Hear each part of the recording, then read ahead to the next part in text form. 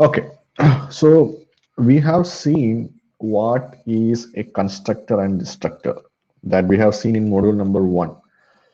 Now, the question is, can we make something called as a virtual constructor and a destructor? We have seen in our previous lecture that you can create a virtual function inside the base class so that once you access the function using a pointer who's who is pointing to the address of a base class, sorry, derived class, then it will actually call the function of the derived class instead of the base class. So this is called as a virtual function. Now the question is, can we have a virtual constructor and destructor? That's the question. So before doing that, we need to look at something called as a virtual table. I have mentioned previously in my lecture that virtual functions are kind of a runtime polymorphism. That means when you run the code, then only the system will come to know about having different versions of the function. Okay, so how will the system come to know? So that is done using something called as a virtual table. So whenever a virtual function is defined, the compiler will make a virtual table to bind the function during runtime to appropriate calls. എന്ന് വെച്ച് കഴിഞ്ഞാൽ system ആ program run ചെയ്യുമ്പോൾ ആ run ചെയ്യുന്ന സമയത്ത് ഏത് അഡ്രസ്സിലേക്കാണോ point ചെയ്യേണ്ടത് ആ സമയത്ത് അവനൊരു ടേബിൾ ക്രിയേറ്റ് ചെയ്തിട്ട് ആ പോയിന്ററിന് കറസ്പോണ്ടിങ് ആയിട്ടുള്ള മെമ്മറി അഡ്രസ് അവൻ ആ ടേബിളിനകത്ത് എടുത്തു വെക്കും. ഓക്കെ, അത് റൺ ചെയ്യുമ്പോൾ മാത്രമേ പറ്റത്തുള്ളൂ. അങ്ങനെ we might declare multiple base pointers, multiple assigned to different derived class objects. You will have a long list of entry in the virtual table. For each pointer, it will mention the object address to which it needs to bind or it needs to point. That is called as a virtual table. So when the point is assigned, the address of the object it points to entry is in the table. ഏത് ഓരോ പോയിന്ററിനും ഏത് ഒബ്ജക്റ്റിന്റെ അഡ്രസ്സിലേക്കാണ് point ചെയ്യുന്നുള്ള entry അതിനകത്തുണ്ടാവും. Okay, that is called as a virtual table. So the question comes now is whether it is possible to create something called as a virtual constructor, and the answer is no. Now there are multiple reasons for this. The first one is during the call of constructor, no object has yet created, it cannot be made virtual. So നമ്മളൊരു object declare ചെയ്യുമ്പം അവിടെ actually object declare ചെയ്ത് കഴിഞ്ഞ് once ആ instruction complete ആയിട്ട് execute ചെയ്ത് കഴിഞ്ഞാൽ അവിടെ ഒരു ഒബ്ജക്റ്റ് ക്രിയേറ്റ് ചെയ്യുന്നുള്ളൂ. ഒബ്ജക്റ്റ് ക്രിയേറ്റ് വെച്ചാൽ ആ ഒബ്ജക്റ്റിന് വേണ്ടി മെമ്മറി അലോക്കേറ്റ് ചെയ്യുന്നുള്ളൂ. അപ്പൊ നമ്മൾ ഒബ്ജക്റ്റ് ക്രിയേറ്റ് ചെയ്യുമ്പോൾ നമ്മൾ സാധാരണ രീതിയിൽ ഒബ്ജക്റ്റ് ക്രിയേറ്റ് ചെയ്തുകൊണ്ടിരിക്കുന്ന സമയത്താണ് നമ്മൾ കൺസ്ട്രക്ടർ വിളിക്കുന്നത്. ഒബ്ജക്റ്റ് ക്രിയേറ്റ് ചെയ്ത് കഴിഞ്ഞിട്ടില്ല. അപ്പൊ ഒബ്ജക്റ്റ് ക്രിയേറ്റ് ചെയ്യുന്ന സമയത്ത് അവിടെ ആ ഒബ്ജക്റ്റിന്റെ വേരിയബിൾസ് ഇനീഷ്യലൈസ് ചെയ്യാൻ വേണ്ടിയാണ് നമ്മൾ കൺസ്ട്രക്ടർ വിളിക്കുന്നത്. ആ സമയത്ത് ഒബ്ജക്റ്റ് ക്രിയേറ്റ് ചെയ്യാത്തത് കാരണം it cannot be made virtual. That is the first point. Also at the time of calling a constructor, the virtual table would not have been created to resolve any virtual function calls. Object create ചെയ്ത് കഴിഞ്ഞ് അടുത്ത സ്റ്റെപ്പോ അതിന്റെ അടുത്ത സ്റ്റെപ്പിലോ ആയിരിക്കും നമ്മൾ ആ ഒബ്ജക്റ്റിനെ നമ്മൾ ഏതെങ്കിലും ഒരു പോയിന്റിലേക്ക് അസൈൻ ചെയ്യുന്നത്. അപ്പൊ ആ കൺസ്ട്രക്ടർ വിളിക്കുന്ന സമയത്ത് ഈ പോയിന്റർ അസൈൻമെന്റ് നടന്നിട്ടില്ല. ഈ പോയിന്റർ അസൈൻമെന്റ് നടക്കാത്ത കാരണം വെർച്വൽ ടേബിളിൽ ആ ഒരു എൻട്രി വന്നിട്ടില്ല. So you cannot create A virtual constructor. Also, to create an object of the constructor, the object of the class must be same type as the class, but this is not possible with a virtually implemented constructor. എന്ന് വെച്ച് കഴിഞ്ഞാൽ നമ്മൾ ഒരു ക്ലാസിന്റെ object create ചെയ്ത് കഴിയുമ്പം ആ constructor, അപ്പൊ ആ ക്ലാസ്സിനകത്തുള്ള കൺസ്ട്രക്ടറിന് should be as the same type as that of the object. അതായത് നമ്മൾ ആ കൺസ്ട്രക്ടറിന്റെ ഫംഗ്ഷൻ ഡിഫൈൻ ചെയ്യുമ്പോൾ we just say that it is a function of the class, that's all. നമ്മൾ അതിനകത്ത് ആ ടൈപ്പ് കറക്റ്റ് ആയിട്ട് മാച്ച് ആവില്ല. So that is also A possible reason why you cannot create A virtual constructor. Okay, So, but virtual destructor is possible. For example, class A has a destructor called as A.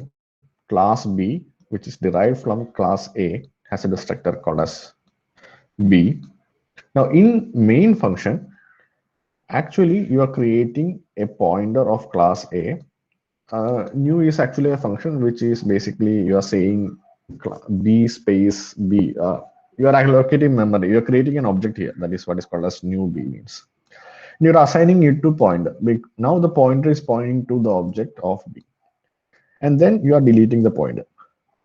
So when you delete this pointer, you are actually calling the destructor of class B. Okay. So in this example, when the object pointer to base class is deleted, you trigger only the destructor of base class and not of the derived class. So ഈ pointer എന്ന് പറയുന്നത് basically ഇതൊരു base class pointer ആണ്. ഇവിടെ നമ്മൾ delete ചെയ്യുമ്പം basically it will call the destructor of the base class. Class എയുടെ pointer ആയത് കാരണം ക്ലാസ് എയുടെ പോയിന്റർ ഡിലീറ്റ് ചെയ്യുമ്പോൾ ക്ലാസ് എയുടെ ഡിസ്ട്രക്ടർ മാത്രമേ വിളിക്കുകയുള്ളൂ. അത് ക്ലാസ് ബിയുടെ ഡിസ്ട്രക്ടർ വിളിക്കില്ല. So that means we haven't destroyed the object of class B. So what we will do is we will make the class A destructor virtual so that when you delete the pointer, it will also call the destructor of class B and deletes it. Okay. So again, if the destructor of class A is not virtual, when you try to delete the pointer of class A, which has been assigned memory address of its derived class, when you delete it, it will only call the destructor of the base class. It will not call the destructor of the derived class. So derived class still goes in hanging mode. So what we'll do is you make class A virtual destructor, and when you delete the pointer of class A, it will basically, since the destructor of class A is virtual, it will go to the destructor of class B, and then only it will execute. So basically, to make sure the derived class destructor is mandatory called, we declare the derived class destructor as virtual. Okay, so that is about. So basically, you should understand that you cannot create a virtual constructor, but you can always create a virtual destructor. And the reason is why do we need a virtual destructor is that we have explained just now. Okay, so these are some of the questions in uh, that you can try to answer, which will help you in understanding the uh, subject. Okay, so that I think concludes module number 3 of our subject. Okay, so what I would like to do is like last time, last in the last class, I have given you a form to fill if you want to take any topics to be taken again. Okay, so, but only 2 has filled the form. I don't know why nobody has filled it. I have already shared in the uh, class chat also, but only 2 have filled the form, and 1 has told me that that I think that is they don't need any things to be taken, and I think the other has told me that they have understood till class number 8, and from 8 they are not able to understand. Okay, so I think let me check it again. Yeah, to mention topics here that you are able to take again, then one response is nothing is there, and second is still 8 classes it was clear. So only 2 people has filled the form. I don't know what is happening to the other people. So I don't know whether I need to take it or not, because nobody has responded to my feedback or the form that I have shared. Okay, so if you want to take any part of first 3 modules, let me know now. Okay, I'm not going to share any more forms. So if you want me to take any topic in a different way or in a way that I have already taken, whichever you want, you can let me know now. You can put in chat or you can speak up. That is totally fine because next we are going to the programming in Java and we might finish C++, but I'll still give some more assignments on programming of C++. Otherwise, I don't think you will understand the programming better. Okay, so if you can let me know now if you want any topics to be covered, I can do it now and tomorrow I can also reserve tomorrow's class also for like finishing up or the things that you can't understand. Okay, so that will also uh, make sure that okay, other is saying classes and objects, fine. Okay, that is one topic. Anything else?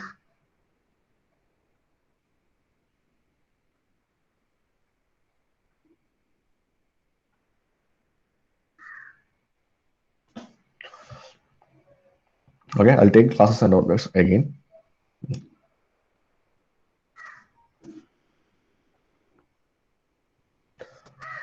Old quiz answers discussion, fine. I'll do that. I think I have discussed last three quizzes. So if you want me to discuss it again, I can do that. That is fine. I think quiz one and quiz two I haven't discussed, which I will do. Okay. And quiz 3 and quiz 4 and 5, I think I have discussed. If you want me to discuss that again, I think that is fine. I can discuss that again. Okay, fine. Anything else? Classes and objects are very basic. Basic means like it's very important. If you don't understand that concept, it will be difficult for you to understand the concepts further, even in Java or in Android. Okay, because everything is based on object-oriented programming, and classes and objects are the basics of object-oriented programming. Okay, anything else? You can still put in chat.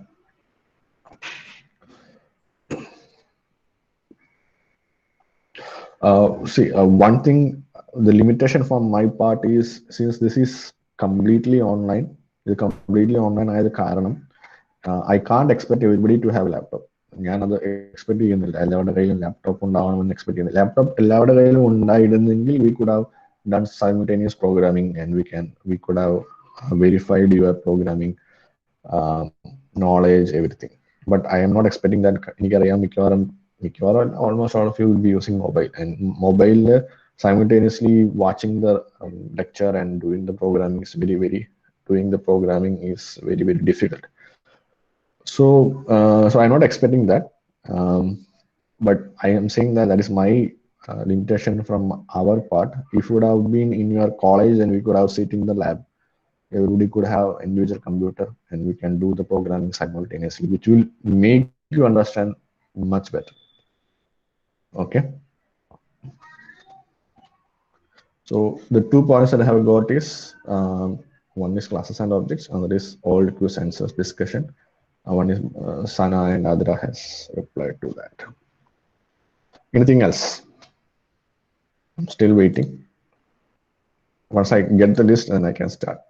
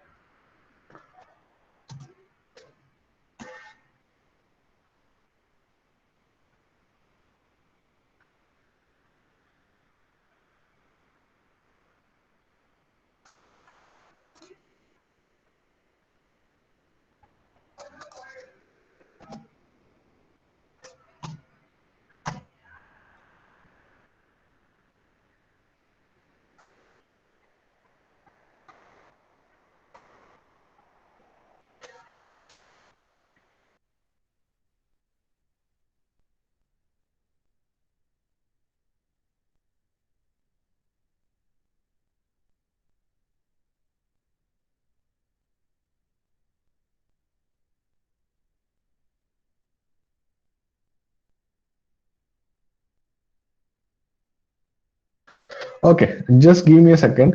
I'll start with classes and I'll take classes and objects again.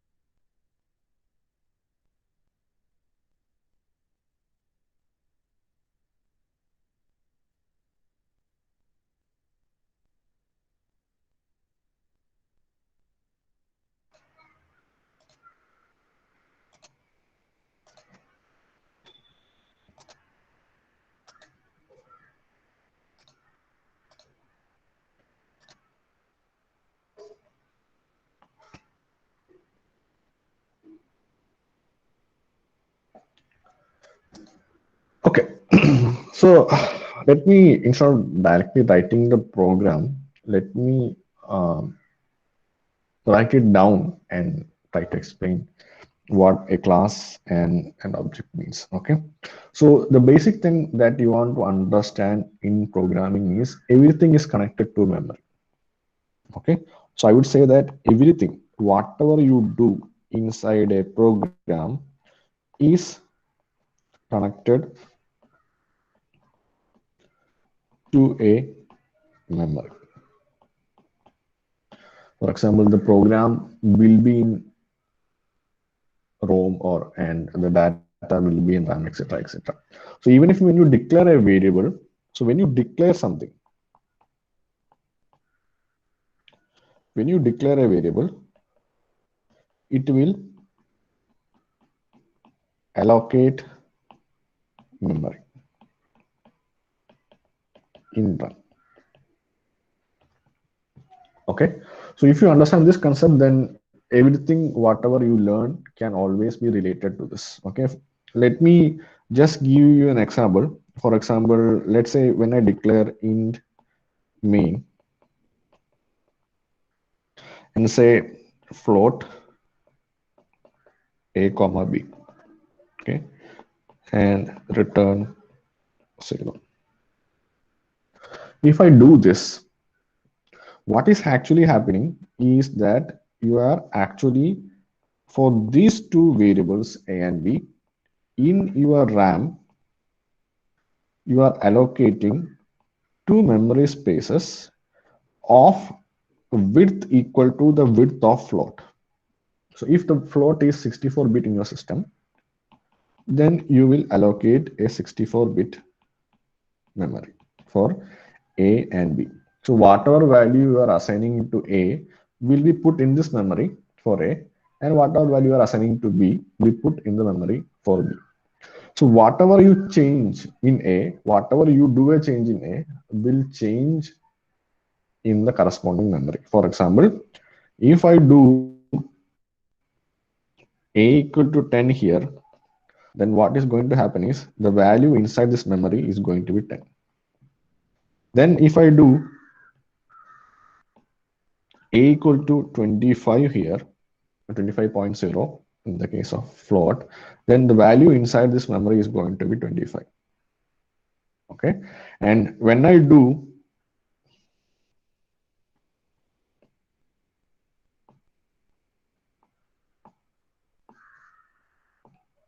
something like this,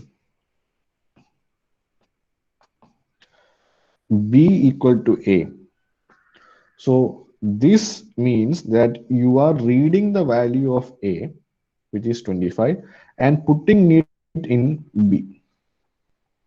Okay, so when you read the value of A, you are reading it as 25 because the value inside A is 25. Then you are putting the value inside B. So B is now 25. So now because of which the value of B is 25. So the assignment statements always works from right to left in this way. So you read it from A. This means you read A, that is on the right hand side, and put it in B. That is the all. What is the okay?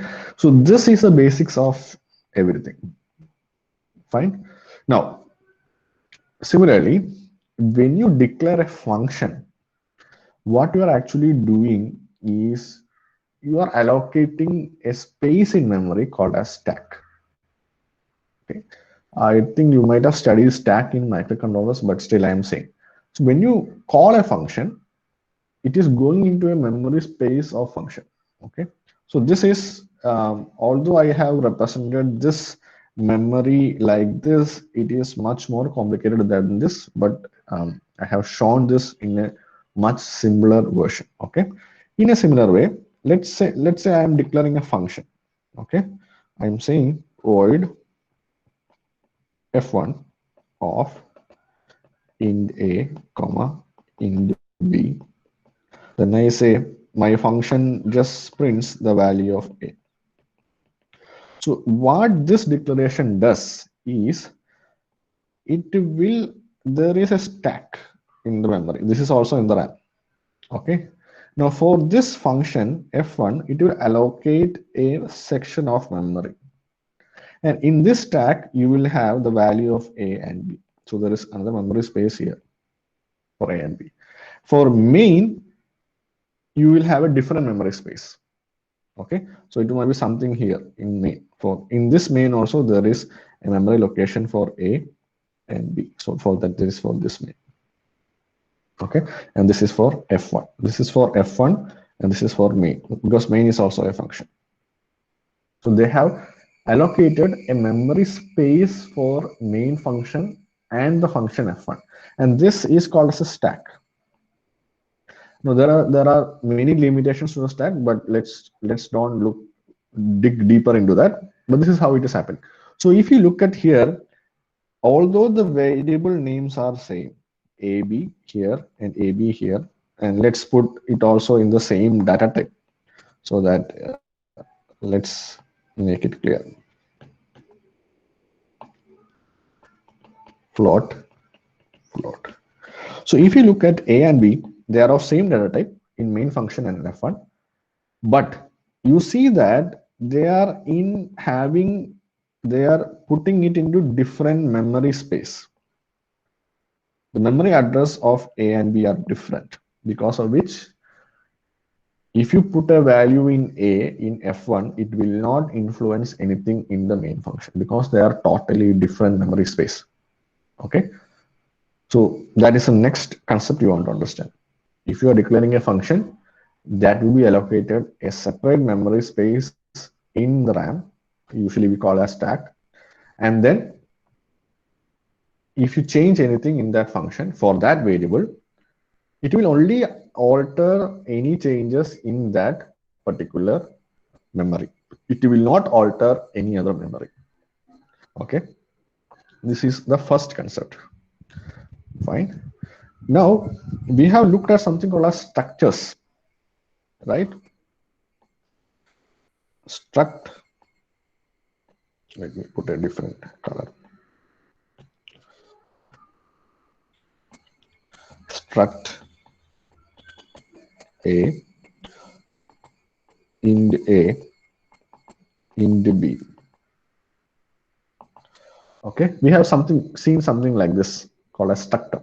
Okay, when you declare a structure, it also, see, you can declare a structure outside the main. This complete thing, whatever I have written here, this is actually a single program. It's not different program. That's actually a single program. You need to declare the function f1 at the start before main. That's the only thing that is different. But you can even declare a structure like this. Okay. Now what this happens is, now in this memory space, the structure will be given another set of memory, but that memory will not be allocated until and unless you create an object of the structure. Okay. So in the main function, if I say a space obja, okay, this is what means that you are creating an object of structure. Structure we have seen at the, I think, the last class of basic class. Okay, so when you create this object of the structure, a memory will be allocated for the structure, and the size of the memory depends on the number of elements inside the structure. That is, there is memory for A, there is a memory for B. Let me make this also as float so that everything is float.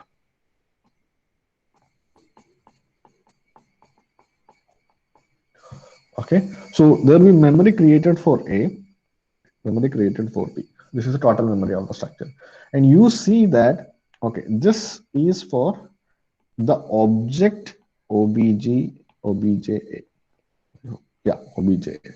So you see that whenever you create anything new, a memory is allocated in the memory stack.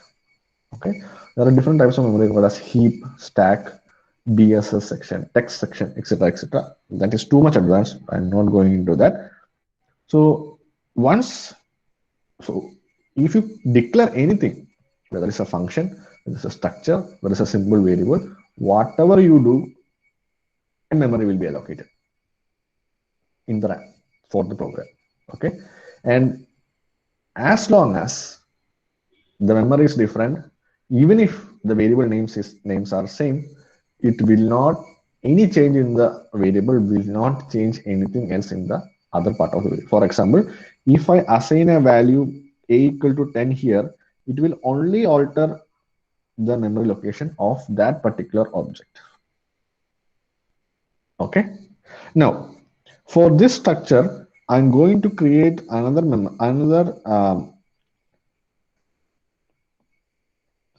object. Okay, so for that one I'm going to create a obj b. Okay, so there is obj a and obj b. So what it does is it will create, so as I said earlier, whatever you declare will be created as a separate memory space. So declaration is this one, this one, this one, this one, this one. Sorry, this is not declaration. uh, yeah, you can consider as a declaration. Fine. So whatever you declare will be put as a different memory. So when you declare a obj b, it will create a new memory space. Let me put in a different location. It will create a new memory space somewhere in the memory stack, and it will have two memory locations for A and B. Now this is for obj B. Okay, so if you access A using obj B, or if you access A using obj A, both are two different memory locations, and any alteration in A and B using an object will not change the memory location of the other object. Okay, that means what I'm saying is, let me just put it down. I hope I have a space here. So if I say obj A dot A is equal to 10, obj B dot A is equal to 20. I am saying like this. Okay, so you see that they are two different objects, but the member variable name is same. So what is it is doing is, when I say obj a is equal to 10, it will go to the memory location of a in obj a object.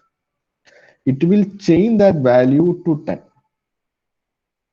Okay, if I do obj b is equal to 20, it will go to the memory location of obj b, go to the memory location of a, and it will change the value there, that is here to be 20. So I can write it completely as this is 20 and this is 10.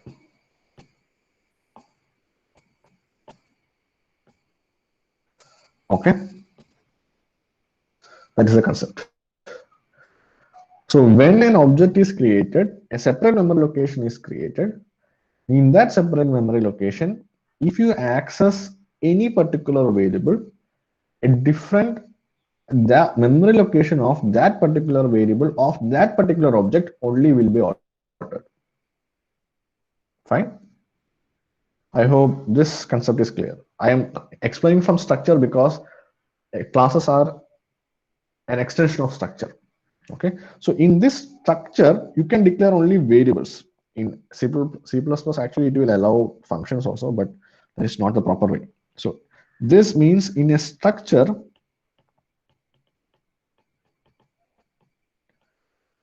you can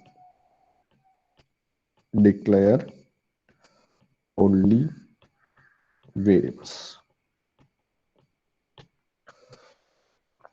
Okay, so in a structure, the simplest way to explain is from a structure. That's why I started with structure. So in a structure, you can have only variables. If you extend the structure by adding more functions inside the structure, that will become a class. Okay, that is, I can declare a class something like this: class A. There's a access specifier called as private or public or protected. Let me put as public. Public. Then I can say float A, float B. Okay. I hope you're understanding this. Now, when you declare something like this, the memory is still not created. A memory will be created only when you declare an object of the class. A memory will be created only when you define an object of the class or structure. Okay, so I'm just copy pasting this main function so that I'll have some size in which I can copy paste.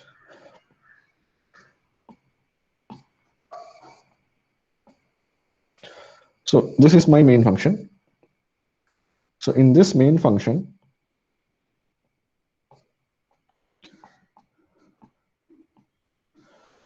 let me just remove my function also. I don't need function. So you can declare the variables anywhere in your program in C++. In C, it is not possible. So I'm going to declare a class here, object here. So there's a class called as A. So to be more specific, let me make it as A class so that my structure name is also A. So A class. So I can declare an object called as A class space A. A object. Okay. Now when I declare this object, I have written 0 somewhere here. When I declare this object A object, let's go to the memory space. In the memory space, a particular portion of memory will be allocated. Okay. In this memory space, I will have currently in my class, I have only two variables A and B. So a memory location for A and B will be created. Now, when I access any of the member variables using that object, that is, if I say a obj dot means you can access either A or B as long as it is public. So I can say obj dot A is equal to 100. When I do this, it will go to memory space. It will go to the memory location of A and it will assign the value 100 in that memory location. Okay. So the concept of object is only to create a memory space for the class that you have declared. And anything that you do with that object will alter only its memory space. It will not alter any of the memory space outside it. Okay. So this is 100. Now, if I had some member functions, for example, if I declare void show and cout, this is class and declare like this.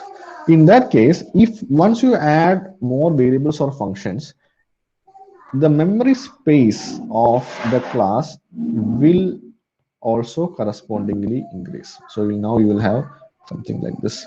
and there's a small space reserved for the function show. Remember, this is for object A, AOBJ. Okay. Similarly, you can create any number of objects. So I'm going to create another object called as A class B OBJ.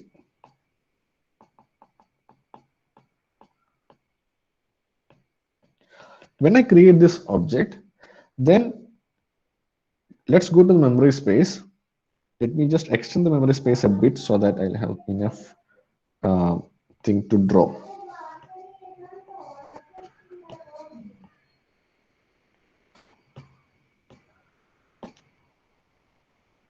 Sorry.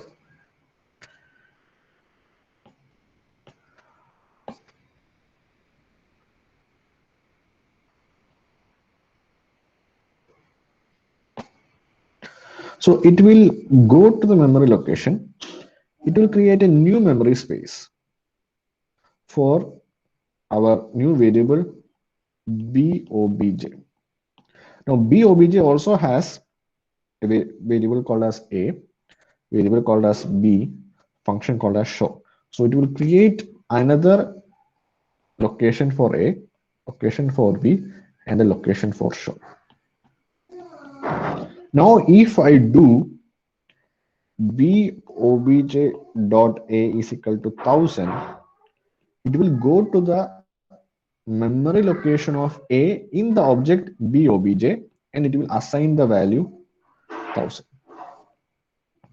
Okay. Now, why should I have a memory location for show? Because show is a function. Why do I care about there's a memory? The answer is, even though show is a function, the show can hold any variables. For example,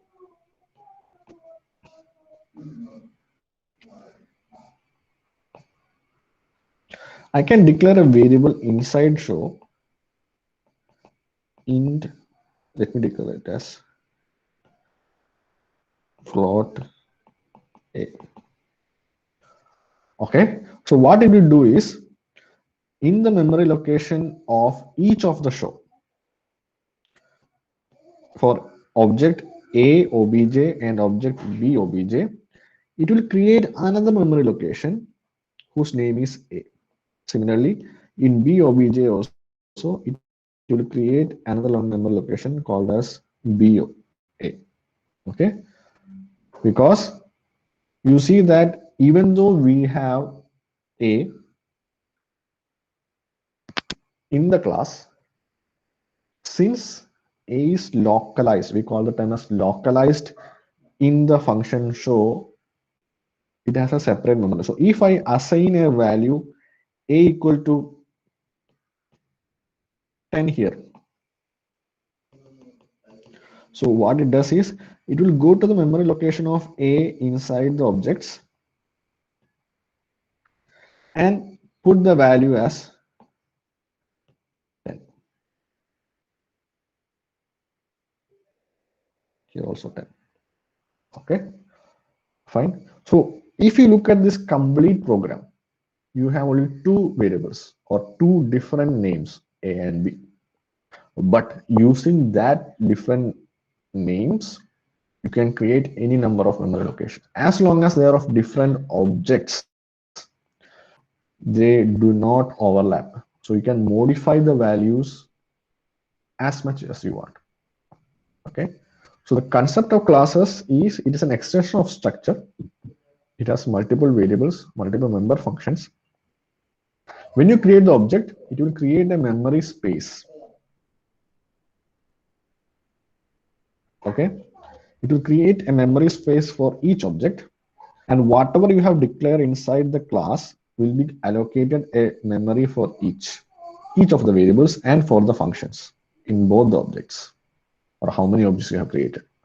And when you access the objects, variables inside the objects, the public variables inside the objects using dot operator.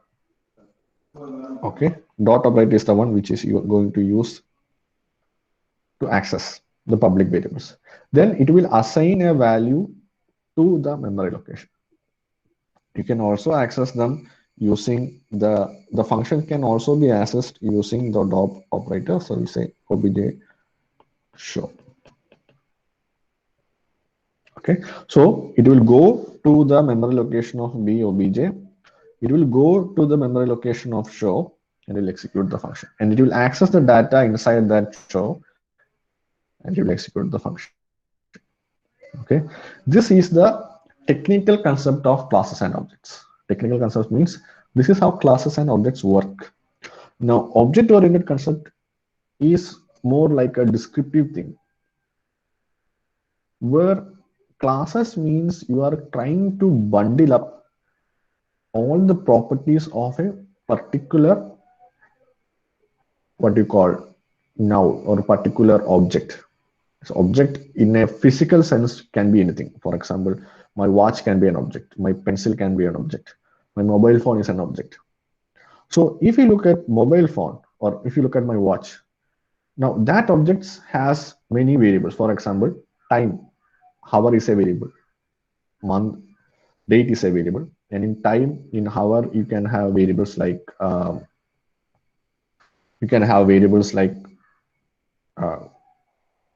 seconds, hour, minutes. Date, you can have variables like month, day, year, etc. Also, in this watch, I can have functionalities. One functionality is set time. So I need to change my time in the watch. So what I do, I just press the watch and change the time. Or I need to display this time. So I can press the watch and see what my time is.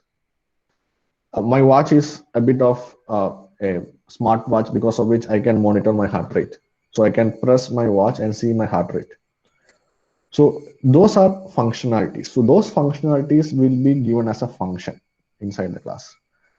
And the variables, for example, to show the time, like current heartbeat or current number of steps, all these will be variables.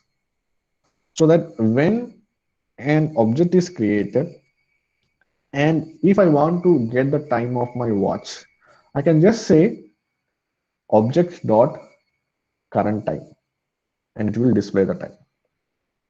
Okay, so that is the object oriented concept. So each of this, for example, if it is a mobile phone, the mobile phone will have the variables like uh, mobile number or call record, and you can have the member functions like incoming call or dial call or pop up a WhatsApp, etc., etc. Okay, so that is what the object-oriented concept of a class means. But this is what I have explained is a technical concept, which will help you in understanding the object-oriented concept. So object-oriented concept is like a descriptive thing where you are applying a real world thing to our programming. Okay, so I hope you have understood classes and objects. I'm not sure how much far you have understood, but how far you have understood, I hope this is a much better explanation that I have given previously. If you understood, that is well and good. Okay, but if you have still more questions, then I am happy to answer in the next class. Okay, so next class I will discuss the quiz questions. I think 1, 2. I'm not sure 3 I have discussed. If I haven't discussed, I will discuss that also. Okay, fine. So I think this is a good time to stop. Um, so we will see again tomorrow.